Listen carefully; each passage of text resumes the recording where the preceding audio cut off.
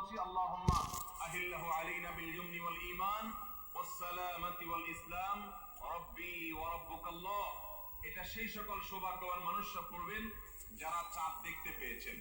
অতএব রমজানকে কেন্দ্র করে সর্বপ্রথম আমাদের যে আমলটি হবে তা হলো শাবানের শেষ দিবসে আমরা পশ্চিম আকাশে চাঁদ তালাশ করব ইনশাআল্লাহ। আজকাল আমরা বেশিরভাগ মানুষ চাঁদ তালাশ করি ফেসবুকে, সোশ্যাল মিডিয়াতে।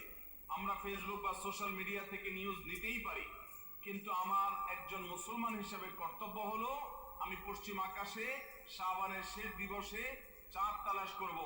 আমরা যদি চাঁদ তালাশ না করি, আমরা যদি চাঁদ না দেখি, তাহলে চাঁদ দেখা কমিটি কিভাবে তারা চাঁদ ওঠার সংবাদ ঘোষণা করবে? অতএব চাঁদ দেখার যে আমল, সেটি আমাদের সমাজ থেকে যে বিলুপ্ত হয়ে গেছে, সে আমলটাকে আমাদের আবার পুনর্জীবন দিতে হবে।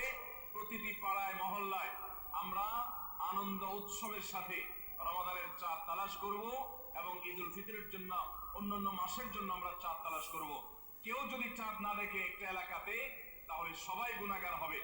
কিছু না কিছু মানুষ অবশ্যই চাঁদ দেখতে হবে, তা না হলে ফরজে কিফায়া তরক করার গুনাহগার সবাইকে হতে হবে। অতএব রমজানের প্রথম আমল হলো শাবানের শেষ দিবসে আমরা পশ্চিম আকাশে সন্ধ্যায় চাঁদ তালাশ করব। চাঁদ দেখতে পেলে দোয়া করব, আর যদি চাঁদ দেখতে না পাই তবু আমি সওয়াব পাবো। আল্লাহ আমাদের সবাইকে আমলটা করার তৌফিক দান করুন। রমজানের দ্বিতীয় আমল হলো সবচেয়ে গুরুত্বপূর্ণ আমল, সেটা হলো সিয়াম সাধনা, রোজা রাখা। প্রত্যেক প্রাপ্তবয়স্ক সুস্থ মস্তিষ্ক সম্পন্ন নারী এবং পুরুষ তিনি যদি মুসলমান হয়ে থাকেন, তাহলে সেক্ষেত্রে তার উপরে আল্লাহ রাব্বুল আলামিন রমাদানের দিনের বেলায় রোজা রাখা, সিয়াম সাধনাকে ফরজ করেছেন। প্রত্যেক প্রাপ্তবয়স্ক মুসলিম নারী এবং পুরুষ যদি সুস্থ সবল হয়ে থাকেন, আল্লাহ রাব্বুল আলামিন এই ফরজটাকে পালন করতে হবে। আল্লাহ বলেছেন কুতিবা আলাইকুমুস সিয়াম, তোমাদের উপরে রোজা রাখাটাকে ফরজ করা হয়েছে।